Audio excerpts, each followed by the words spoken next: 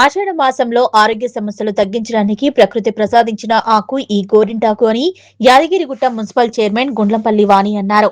ఆషాఢ మాసాన్ని పురస్కరించుకుని స్థానిక మున్సిపల్ కార్యాలయం ఆవరణలో మున్సిపల్ చైర్పర్సన్ తో పాటు వైస్ చైర్మన్, మహిళా కౌన్సిలర్లు, కోఆప్షన్ సభ్యులు, కార్యాలయ సిబ్బందితో కలిసి అందరూ చేతులకు గోరింటాకు పెట్టుకుని గోరింటాకు వేడుకలు ఘనంగా నిర్వహించారు. ఈ సందర్భంగా వారు మాట్లాడుతూ గోరింటాకు వేడుకలు అదృష్టంతో పాటు ఆరోగ్యకరమని మరియు కులమతాలకు అతీతంగా జరుపుకునే వేడుక అన్నారు.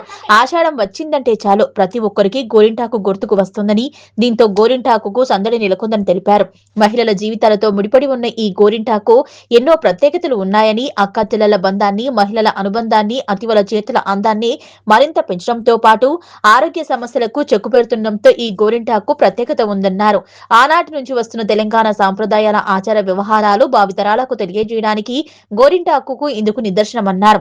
ఈ కార్యక్రమంలో బరిగే రమ్య, కౌన్సిలర్లు కాటాబత్తిని స్వప్న, పెళ్లిమిల్లి లావణ్య, బోడ రాధ, కోఆప్షన్ సభ్యులు గౌలికర్ అరుణ, బండి జంగమ్మ, ఎండి రహీమా, మున్సిపల్ సిబ్బంది పాల్గొన్నారు.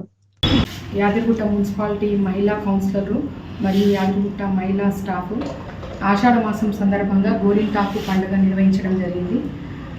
ప్రత్యేకమైన ఆషాఢ మాసంలో గోరింటాకు పండుగ అనేది ప్రత్యేకమైనది. మహిళలకు సౌభాగ్యంగా ఉండడానికి మరియు ఇది పురాతన కాలం నుంచి వస్తుంది. ఆరోగ్యంగా ఉండడం కోసం కూడా ఈ గోరింటాకు పండుగను చేసుకోవడం జరుగుతుంది. వాళ్ళ యాదగిరిగుట్ట మున్సిపాలిటీలో ఈ గోరింటాకు సంబరం అనేది చేసుకోవడం జరిగింది.